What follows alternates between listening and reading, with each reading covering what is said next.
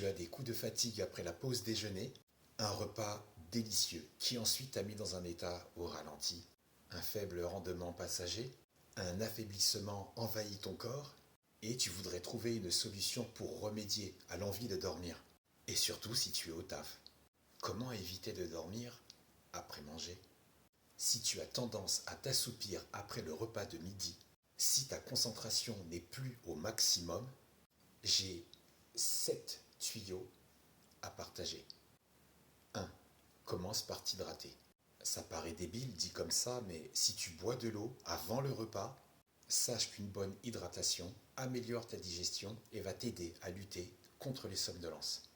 Essaye, teste, ça ne te coûte rien. Après, tu me donnes un retour. Ok, d'accord, mais ça ne me dit pas pourquoi la digestion me fait dormir après manger. La digestion t'épuise. Elle te prend environ 10% de l'énergie dont tu disposes tout au long de la journée. Mastiquer, déglutir, absorber.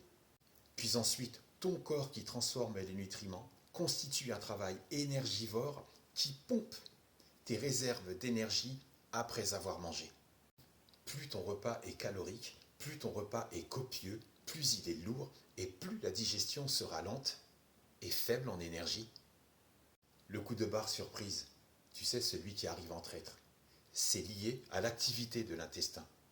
Et à ce moment, pendant la digestion, dans ton système digestif, la pression, le flux sanguin est plus intense et c'est ça qui te donne envie de... 2. Ensuite, à midi, choisis plutôt des aliments moins riches en sucre, moins riches en gras, car ce sont eux qui aggravent le phénomène de somnolence. Autre point, une quantité importante de nourriture accentue l'envie de dormir. En gros, plus tu tapes dans la gamelle, plus tu augmentes tes chances de pioncer. 3.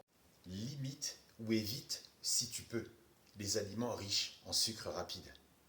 Les fromages qui contiennent du lactose accentuent l'envie de dormir. Les barres de céréales, les jus de fruits, les sodas vont accentuer, après le déjeuner, ton envie de dormir. Dans la famille des sucres rapides, le pain blanc est plus rapide que le sucre. Donc si tu souhaites qu'il soit plus lent, privilégie un pain plus riche et aux céréales plus variées. Et tu seras beaucoup moins crevé en sortant de table. 4. Si tu peux, fais une marche digestive de 15 à 30 minutes. J'ai bien dit si tu peux. Tout le monde n'a pas les mêmes conditions de travail, donc dans la mesure du possible. Une marche digestive, au minimum 15 minutes, va faciliter ta digestion, activer ta circulation sanguine. Tu vas rester éveillé, dynamique. Et le coup de barre, en traître, il n'aura pas lieu. La position assise après un repas est plus fatigante pour ton corps qu'une activité physique légère et modérée. 5. Faire une micro-sieste micro-digestive. Mais attention, mesure le temps, ne te fais pas avoir. Si tu dors 1 heure, ça va être très long et difficile d'émerger et tu risques de te sentir cotonneux le restant de la journée. Programme ton téléphone ou tout appareil disposant d'une alarme et va pour 20 minutes de micro-sieste.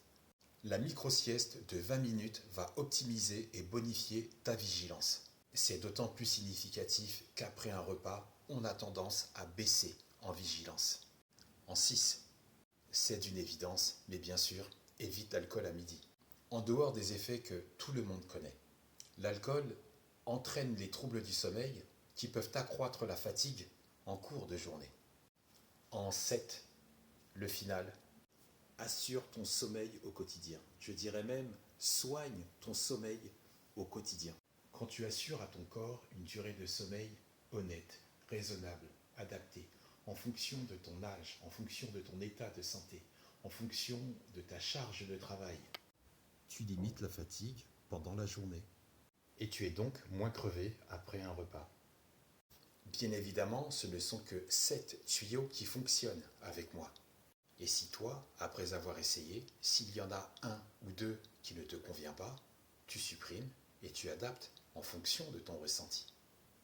Donne-moi un retour, ça m'intéresse. Si toutefois il y en a un autre qui fonctionne avec toi, fais comme moi, partage.